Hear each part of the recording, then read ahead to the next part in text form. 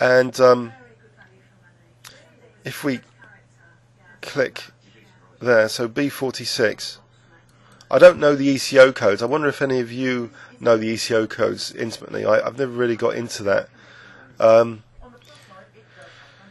But basically, so we had this position at some point. Knight takes d4, a6, and knight c3, e6. And then I had played bishop e3. So there have been some games with bishop e3, which white's winning slightly more. But maybe better is g3 statistically. And here now we have bishop b4. So apparently this is bad statistically what my opponent had played. So my opponent played a poor move. He should have perhaps played just knight f6. That's more theoretical. But bishop b4 seems a bit scarier than it actually is. So what would have been the best move for white? I thought queen d2 was quite logical. Queen d2 has got very good statistics. So maybe that is not such a theoretically bad 5-minute game before either. So now knight f6. What had my opponent played? Bishop b4.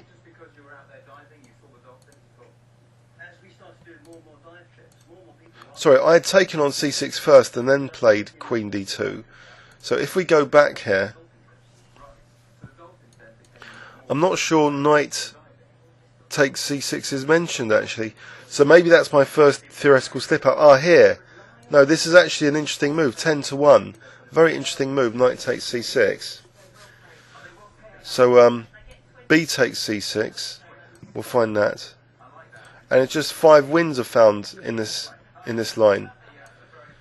And actually queen d4 is the killer move. I think that was mentioned by someone on YouTube. Queen d4. So it hits g7 and the bishop on b4. So that's pretty vicious. Let's have a look at view game. So that's, I played an inaccuracy there. I played queen d2. So this would have been a way of just wiping out the opponent maybe a lot quicker. So do we have some high rated players here? Well, there's a 21-1-5. Let's have a look at what happened there. It was only a 31 move game. There's a 10 move win and a 25 move win. So did the opponent shortly resign in this 10 move win after just queen d4? So queen d4 took, queen takes, queen f6, and now bishop d4, and black resigned because of bishop takes g7. So that was a bit of a disaster. And if we have a look at this one as well, so bishop takes, queen takes, knight f6, now bishop d3. So white's got the lovely dark square bishop and dark square control. So it's even more vicious than in my game. Look at this diagonal, the control of it.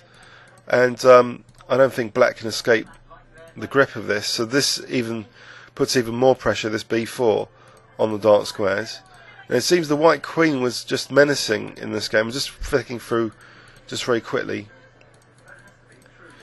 Yeah, so that was a bit of a disaster for black as well. So anyway, I hope you see that this tool can be useful for post-mortem opening analysis of even your 5-minute games. So I hope you might consider becoming a full member at Let's Play Chess.com and using this tool. You can easily just paste in PGN games and get to see what was theoretical or not.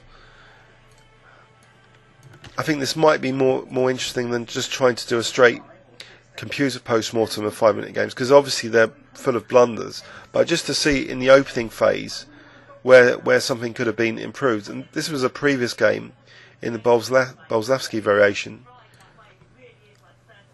So bishop e3 here. So this was against Viper Strike. And he played bishop e3 and I played a6. And I had mentioned I thought a6 was the strongest plan anyway. I'd researched this from Southend a couple of years ago.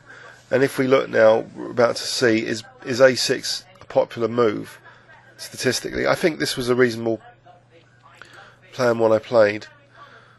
So we see that queen b6 is also a common move. But a6, yes, that's good statistically for black as well. Well, relatively, 284 to 361. The move queen b6 is 92 to 189. So about 1 in 2 wins for black there. So actually, there's more than 1 in 2 here. So maybe a6 is not a bad plan with the idea of fast b5. So I hope that was interesting and instructive. Please leave any comments on YouTube. Thanks very much.